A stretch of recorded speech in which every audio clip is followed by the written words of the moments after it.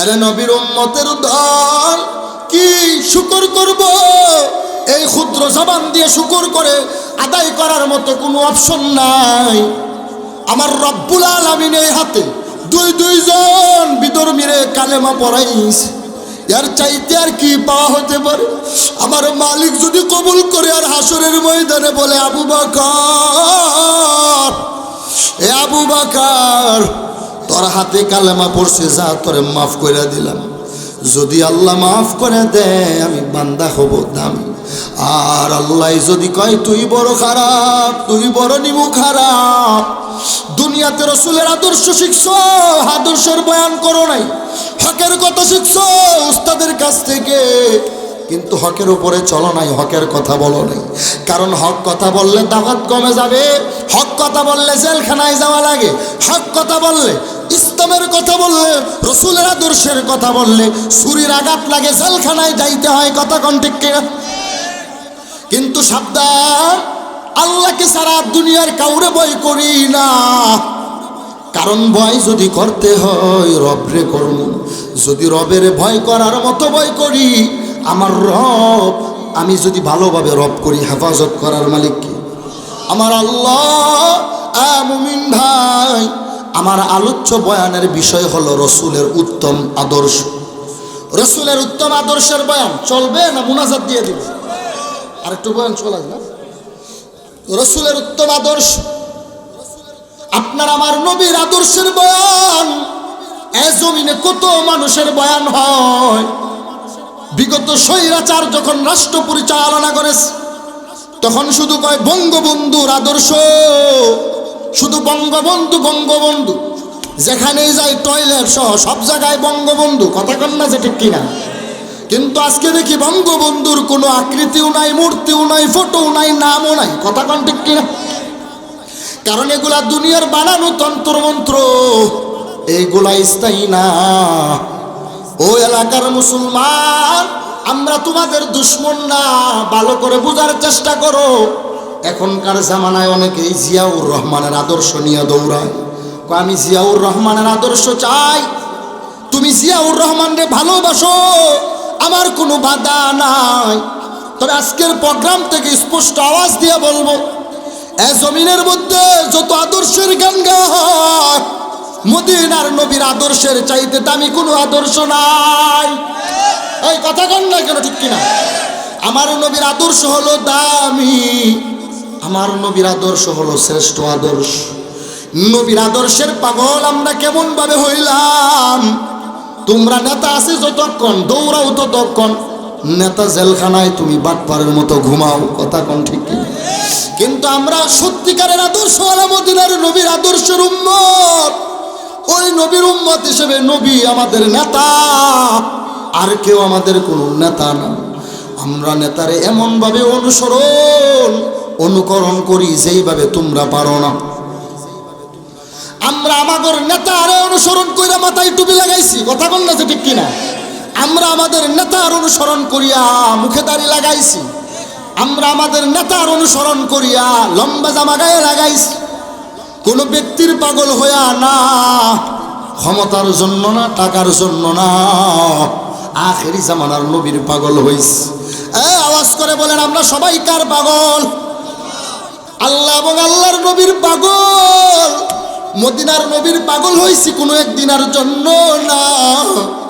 তোমার মাথায় টুপি লাগাইতে অনেক সময় লজ্জা লাগে, আর আমি টুপি ছাড়া ঘর থেকে বের হতে লজ্জা লাগে। আমার শরীরের মধ্যে লম্বা জামা লাগাইতে আমার বড় ভালো লাগে, জামা ছাড়া, সুন্নতের পোশাক ছাড়া ঘর থেকে বের হতে লজ্জা লাগে। আমার মুখের দাড়ি কাটতে আমার কষ্ট লাগে, আমার দাড়ি কাটতে বড় মায়া লাগে, আমি দাড়ি কাটতে পারি না। লক্ষ টাকাও যদি কেউ দেয়, আবু বকর কোটি টাকা দিলাম দাড়ি কাইটা ফালা, আপনাদের কি মনে হয় দাড়ি কেটে ফেলবো? খুদার কসম, সারা দুনিয়া দিলেও মদিনার নবীর আদর্শের দাড়ির মধ্যে চিরুনি আঘাত লাগানো যাবে না। ঠিক কিনা? যদি সত্যিকার অর্থে মদিনার নবীকে ভালোবাসি, দুনিয়ার সম্পদ এগুলা কিছুই না, কিছুই না। বিদেশের বাড়িতে আমরা নিউজ দেখলাম, কত মানুষ, কত ভিক্ষুকের অ্যাকাউন্টে 2-4-10 কোটি টাকা তার অ্যাকাউন্টে। কথা কোন ঠিক কিনা? টাকার পাগল আমরা না, সম্পদের পাগল আমরা না, ক্ষমতার গদির চেয়ারের পাগল আমরা না, আমরা সবাই রসুলের আদর্শের পাগল, ঠিক কিনা? রসুলের আদর্শের পাগল। এজন্য আমরা মদিনার নবীরে ভালোবাসি এখানে বসছি, আর কারো জন্য না। আল্লাহর নবী, মার নবী রহমাতুল লিল আলামিনের আদর্শের বয়ান। মদিনার নবী রহমাতুল লিল আলামিন কেমন নবী আমার? আল্লাহ বলেন, নবী গো, আপনার মাঝে সবচাইতে সুন্দর উত্তম একটা আদর্শ আছে, যে আদর্শটা দিয়ে দিলাম। ১৫০০ বছর পরে আমরা সবাই নবীর আদর্শের পাগল হয়েছি কি হই নাই? কথা কম, হয়েছি কি হয় নাই? অথচ নবীর গায়েও হাত দিতে পারলাম না, নবীরেও শুয়া দেখতে পারলাম না, সরাসরিও দেখি নাই। কিন্তু আপনার আমার পয়গম্বর, আখির জামানার পয়গম্বর রহমাতুল লিল আলামিন ডাক দিয়া কয়, রে উম্মত ও সাহাবায়ে কেরাম, শুনিয়া রাখো, আমি নবী স্থায়ীভাবে থাকবো না। আনা খাতামুন নবীন, আমি হলাম শেষ পয়গম্বর। লা নাবিয়্যা বাদ, আমার পরে আর কোন নবী জমিনে আসবে না। আবার নবী সাথে সাথে বলে দেন, কালান নাবিয়্যু সাল্লাল্লাহু আলাইহি ওয়া আলিহি ওয়া সাল্লাম, লাউ কানা বাদি নাবিয়্যুন লাকানা উমর। আমার পরে যদি কেউ নবী হইতো, আমার সাহাবী উমরই নবী হইতো। জোরে কোন সুবহানাল্লাহ। কিন্তু আপনার আমার পয়গম্বর রহমাতুল লিল আলামিন তিনি বলে দিছেন, আমার পরে কেউ নবী হইলে উমর নবী হইতো। কিন্তু নবী প্রক্ষান্তরে বলে দিলেন, আমি শেষ নবী, আর কোনো নবী আসবে না। সুবহানাল্লাহ। তার দ্বারা কি বুঝলাম? খাদিয়ানিরা নতুন ভাবে নতুন করে এ জমিনের মধ্যে ফিতনা শুরু করে দিল। আজ থেকে ৮-৯ বছর আগে সরিষাতে একটা কেন্দ্র আছে, যেটারে খাদিয়ানিদের কেন্দ্র বলা হয়। আপনাদের হাটুলিয়ার এক কুলাঙ্গার আছে, কুলাঙ্গার। যদি কুলাঙ্গার না হইয়া থাকে, সে কখনো খাদিয়ানিদের কাছে যাইয়া খাদিয়ানিদের ইমামতি, ডিরেক্টরি, দালালি করতে পারে না। কথা কোন ঠিক কিনা? খাদিয়ানিদের দালালি করে আবার মুসলমানের জমিনে বসবাস করে। কথা কোন ঠিক কিনা? এই জমিনে যদি চলতে হয়, রসুলের দালালি করো, খাদিয়ানিদের দালালি করিও না, পায়টাও থাকবে না। কথা কোন ঠিক কিনা? কারণ আমরা বেয়াদব নয়, আমাদের উস্তাদের আমাদেরকে বেয়াদবি শিখায় নাই, আদবের শিক্ষা দিয়েছেন। এজন্য আমরা আদবের সাথে চলার চেষ্টা করি। আদবের সাথে চলার কারণে এই জমিনের মধ্যে যতদিন পর্যন্ত বেঁচে আছি, আমাদেরকে কেউ আঘাত করলে পাল্টা রিয়েকশন, আঘাত করি না। কেউ গালি দিলে গালির জবাব দেই না। গালি তো কোনো বইয়ে মুখস্থ করা লাগে না, অটোমেটিক গালি জানা যায়। তাহলে কেন গালি দেই না, কেন আক্রমণ করি না? কারণ আমরা বেয়াদব নয়, আমরা আদর্শওয়ালা নবীর আদর্শের উম্মত। ইমামুল আউয়ালিন আল আখিরিন বহরা সাদুকা রাহমাতাল লিল আলামিন সাইয়্যিদুল কাউনাইন খাতমুল মুরসালিন আখরামুল বুত ফখরুল আউয়ালিন সাদু ওয়াজুদাস রাহমাতাল লিল আলামিন মসজিদে উ শুদ হামারু এ জমিন। আলোচনা আসলো কাদিয়ানী নিয়া, রসুলের আদর্শের ভিতরে কথা বলতেছি। কারো কষ্ট লাগতেছে? খারাপ লাগতেছে কারো? মুনাফিক যদি হয় তার কষ্ট লাগবে, মুনাফিক ছাড়া হবে না। কারণ রসুলকে যে বেজার করে সে কখনো মুমিন দাবি করতে পারে না, আর রসুলের শানে যে আঘাত করে সে কখনো মুমিন দাবি করতে পারে না। কথা বলেন ঠিক কিনা? আমি নিজে সশরীরে ওই মসজিদে গিয়েছিলাম, যাওয়ার পরে ভিতরের স্ট্রাকচার দেখি, একটা টিনের ঘরের মসজিদ, উপরে টিন, হাফ বিল্ডিং, ভিতরে একটা RFL এর টেবিলের মাঝে একটা টেলিভিশন দেয় মসজিদ ঘরের মধ্যে। আমার জন্মের পরে প্রথম দেখলাম মসজিদে টেলিভিশন। কন্যা নাউজুবিল্লাহ। সারা জীবন টিভির বিরুদ্ধে বয়ান করলাম, সারা জীবন যেই যাত্রাপালার বিরুদ্ধে বয়ান, এখন দেখি ওই টিভি মসজিদে ঢুকাইছে কয়েকগুলা মুনাফিক। এগুলা নামদারি টিভি ঢুকাইয়া মুসলমানদের ঈমান হরণ করার চক্রান্ত করতেছে। কথা কোন ঠিক কিনা? তখন আমরা ওখানে গেলাম, ইমাম সাহেবের কাছে গেলাম, ইমাম সাহেবের দাড়িগুলো হলো ব্রাশের মতো, এরকম আধা ইঞ্চি ব্রাশের মতো দাড়ি। যেই দাড়ি আমরা কখনো কোনো ইমাম সাহেবের গ্রহণ করতে পারি না। ইমাম সাহেব কি খবর? কয় খবর খুব ভালো। কই বেতন পান, বিবি নিয়ে থাকেন, অবশ্যই তোমার দিন ভালো বুঝছি। তবে বলো তোমার দাড়ি কেন ছোট? কয় সমস্যা, অবশ্যই সমস্যা। এক পর্যায়ে বললাম তোমার সাথে ডিবেটে যাইতে চাই, বসতে চাই, মসজিদ ঘরে কেন টেলিভিশন?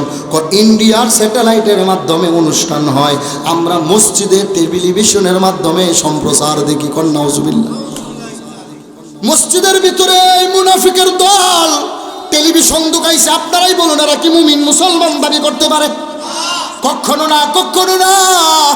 ঈশ্বরগঞ্জে থানার মাঝে এটা আমাদের জন্য সবচাইতে একটা বড় ক্যান্সার, একটা ব্যাধি। উপজেলা প্রশাসন সহ জেলা প্রশাসক সহ অনুরোধ করব এই সমস্ত ভাইরাসগুলো বের করে ফেলুন। আর না হয় মুসলমানেরা যদি একবার যদি খেইফা যায়, আপনারা কিন্তু এদেরকে রক্ষা করতে পারবেন না, ঠিক কিনা? এই আন্দোলন আমার বাবার পক্ষে নয়, এই আন্দোলন আমার মায়ের পক্ষে নয়, এই আন্দোলন আমার আপনজনের জন্য না, সম্পদের জন্য না। এই আন্দোলন হলো ইসলাম বিরুদ্ধাচারণকারীদের বিরুদ্ধে। কথা কোন ঠিক কিনা? শেষ পর্যন্ত দেখলাম বলে নাই আপনার সাথে ডিবেট কেন জামা, আপনি কেডা? আমি কেডা পরে পড়েছি, আপনি তো ইমাম সাহেব। টেলিভিশন বের করবেন কি করবেন না? কৌশলে তাড়াতাড়ি মসজিদে তালা লাগায় বের হয়ে গেছে, আমাদেরকে বের করতে দেয়নি। উপরে টাকায় দেখি মসজিদের উপরে ডিশের লাইন এন্টিনা লাগায় রাখছে। কন্যাউজুবিল্লাহ। আপনারা কোনোদিন এরকম দৃশ্য দেখছেন যে মসজিদের মধ্যে ডিশের লাইন লাগায়? এই দেখছেন কখনো? ইমান কোথায় নষ্ট করে ফেলছে, মুসলমানদের ইমান কিভাবে হরণ করতেছে। আর এটার মধ্যে এই এলাকার একজন ওটার সাথে শামিল। আমি নিজ সচক্ষে ও সোহাগী বাজারে ব্যবসা করে ওখানে গিয়েছি। আজকে বলতেছি আপনারা এলাকাবাসী, যদি ও সঠিক হয় ওর সাথে থাকবেন, আর আমি যদি সঠিক হয়ে থাকি আমার সাথে থাকবেন। কথা বলেন ঠিক কিনা? কথা বলবো বাঘের বাচ্চার মতো, কাউকে ভয় করি নাকি আমরা? স্পষ্ট কথা আমার। শেষ পর্যন্ত দেখলাম সে টেলিভিশনের বিরুদ্ধে যখন কথা যায়, বলে আমাদের ইমাম সাহেব নামাজ পড়ে রবিবার। কি বার? রবিবার তার নামাজ, আমাকে শুক্রবার, এখন রবিবার। খ্রিস্টানদের কালচার টেনে নিয়ে আসছে। আচ্ছা পড়ো, তোমার মনে চাই বুধবার আর শুক্রবার তুমি যা মনে চাই সারাদিন মসজিদে নামাজ পড়ো। হারাম আর আরাম কোনো টাইমের দরকার নাই, পড়তে থাকো যত ভালো, সমস্যা নাই, কিন্তু টেলিভিশন বের করো। অবশেষে আমাদের পার্শ্বের ঐতিহ্যবাহী জামিয়া গাফুরিয়া ইসলামপুরের মাদ্রাসারা আক্রমণ করে মসজিদ থেকে সহ্য করতে পারে নাই, তাকে আঘাত করতে গিয়েছিল। এটা ছিল মুমিনের ইমানের পাওয়ার। যে মসজিদে কেন টেলিভিশন ঢুকাইলি রে মুনাফিক? মসজিদের মধ্যে কেন ইমান হরণ করার ষড়যন্ত্র করলি? তখন ইসলামপুরের ছাত্ররা চলে গেছিল ওকে আঘাত করার জন্য। কথা কোন ঠিক কিনা? আর তারা মনে করছে প্রশাসন এসে গেছে আমাদের পক্ষে। সাবধান হয়ে যাও। কাদিয়ানীদেরকে নিয়ে আগামীকাল 15ই নভেম্বর, কত নভেম্বর? 15ই নভেম্বর রাত পোহালেই ঢাকার জাতীয় সোহরাওয়ার্দী উদ্যানে আগামীকাল এক বিশাল প্রোগ্রাম হবে। গোটা বিশ্বের মুসলমানেরা, বড় বড় ইসলামিক স্কলাররা আসবে। ইনশাআল্লাহ দেখা হবে। ইনশাআল্লাহ এই সফলতার পক্ষে আপনারা আছেন না নাই? আপনারা আছেন তো ইনশাআল্লাহ? কাদিয়ানীদেরকে রাষ্ট্রীয়ভাবে কাফের বলতে হবে। যদি কাফের না বলে তাহলে আমরা বুঝবো তার রাষ্ট্রীয় মদতদাতা এরা কাফের। কথা বলেন ঠিক কি? যে হারামকে হারাম বলে না বুঝে গেল, অবশ্যই তার মধ্যে ভেজাল আছে। কথা কন না যে? এই কথা কন না গা? সম্মানিত হাজিরিন, খারাপ লাগে? ইমান নষ্ট হয়ে যাইতেছে। আপনি এসেন বয়ান নেই। প্রিয় হাজিরিন, খারাপ লাগতেছে আপনাদের? এবার আসুন, ওরা যে কাফের এটা আল্লাহর কোরআনে আছে না নাই? আমরা যে বলতেছি, আমরা যেটার দলিল কোরআন বিল কোরআন দিয়ে যে ব্যাখ্যা আমরা পাওয়া যায়, আর হাদিসে যাওয়া লাগে না। কোরআন বিল হাদিসের ব্যাখ্যা যখন আমরা পেয়ে যাই, তখন কোরআনের এক আয়াতের ব্যাখ্যার এক হাদিস দিয়ে করে ফেলি, আর কারো প্রয়োজন হয় না। ঠিক তেমনিভাবে যেখানে কোরআনে সরাসরি সমাধান আছে, পানি থাকলে যেমন তায়াম্মুম চলে না, ঠিক তেমনি কোরআনের ওই দলিলের উপরে যুক্তি চলে না। কথা বলেন ঠিক কিনা? কি দলিল? আল্লাহ রাব্বুল আলামিন কোরআনে হাকিমে বলছেন, মা কানা মুহাম্মাদ, আছে না নাই? 22 নম্বর পারায় যদি কোরআনে হাকিম খুলে নেন, মা কানা মুহাম্মাদুন আবা আহাদিম মির রিজালিকুম ওয়ালাকির রাসূলুল্লাহ।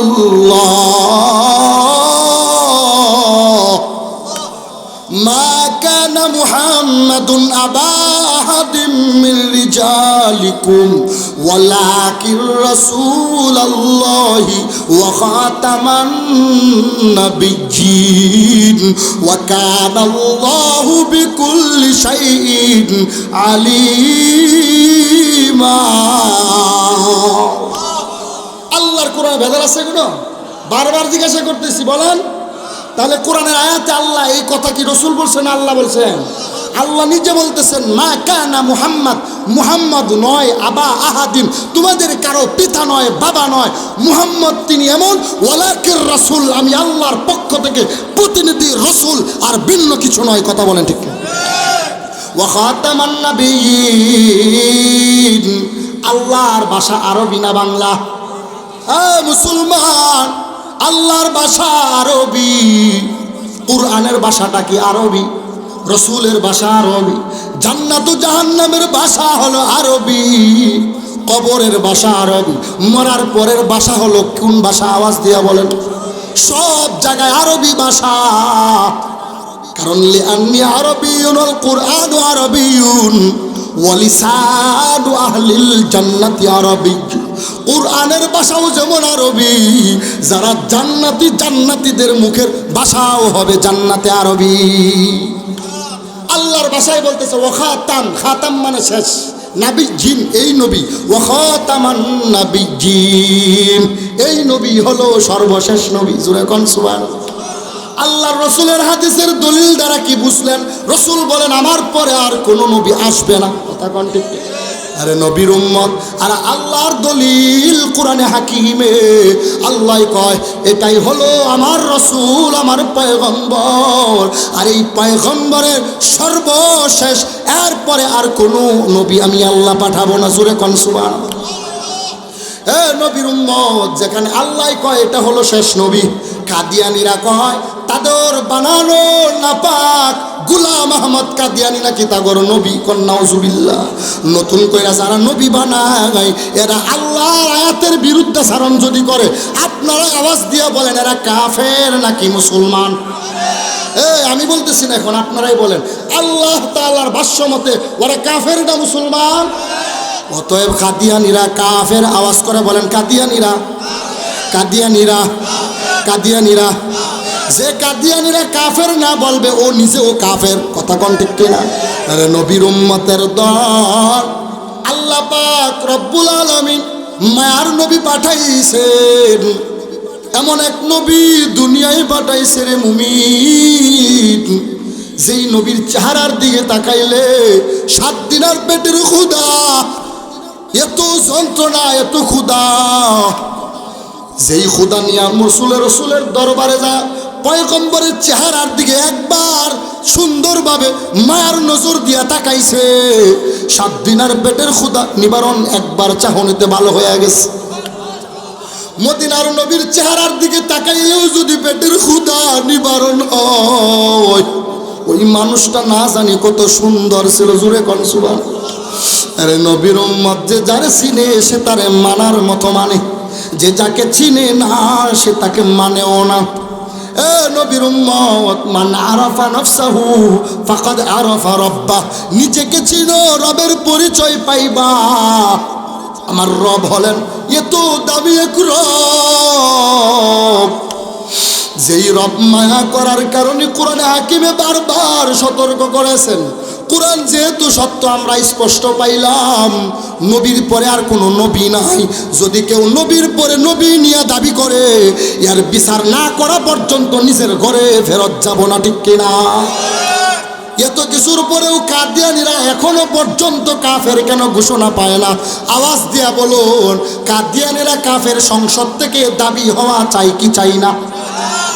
মুমিন শাহীর ঈশ্বরগঞ্জের মুসলমান, আল্লাহ রব্বুল আলামিন কাদিয়ানীদের ব্যাপারে, এরা তো নতুনভাবে কাদিয়ানী হলো, কিন্তু এই আয়াত কি কাদিয়ানীরা আসার পরে নাজিল হয়েছে নাকি 1500 বছর আগে?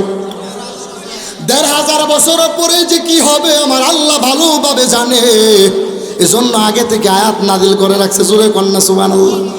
যেটা নিয়ে আমরা উলামায়ে কেরাম আয়াত পড়ি, আর আয়াতটা সামনে রাইখা কই তুই কাফের, তুই বড় কাফের, তুই বড় জালেম, যে নবীর উপরে তকমা লাগায়া রসুলের সাতিমে রাসূলের উপরে আঘাত দিয়া দাড়ি টুপি নিয়ে চক্রান্ত করতে যাইয়া রসুলের উপরে চরিত্র নিয়ে আঘাত দিয়ে কথা কয়। এই বেঈমানের জমিনে স্পষ্টভাবে জমিনে সরাসরি মানুষের সামনে প্রকাশ্যভাবে ফাঁসি হওয়া দরকার। নবীর উম্মত, রসুলের আদর্শের কথা বলতেছিলাম। বঙ্গবন্ধুর আদর্শ নিয়ে দৌড়াইছি, নতুন করে আবারও জিয়াউর রহমানের আদর্শ নিয়ে দৌড়াবে। ভালো করে শোনার চেষ্টা করেন, রাজনৈতিক কথা না, কিন্তু বুঝার বিষয়। ইমানের ব্যাপার আলাদা।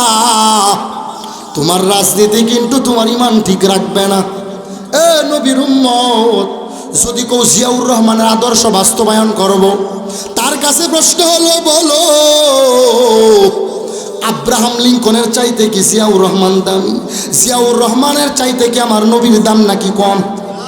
না না না, তুমি দল করো, তুমি সংগঠন করো, যাহা কিছুই করো, কোনো বাধা নাই। তুমি রাজনীতি করো, কিন্তু আমার নবীর উপরে যাইও না, কারণ আমার নবী হলেন শ্রেষ্ঠতম নবী। যেই নবীর আদর্শের মতো দামি কোনো আদর্শ নাই। আর যত আদর্শ আছে, মৌসুতুনের আদর্শ আছে, কার্ল মার্ক্সের আদর্শ আছে, প্লেটের আদর্শ আছে, আরো যত আদর্শ রয়েছে, হে মুমিন ভাই, সব আদর্শের মানুষগুলা না পাক, একমাত্র আমার নবী হলেন পাক, তার আদর্শ হলো পাক। ঠিক কিনা? এই কথা সত্য না মিথ্যা?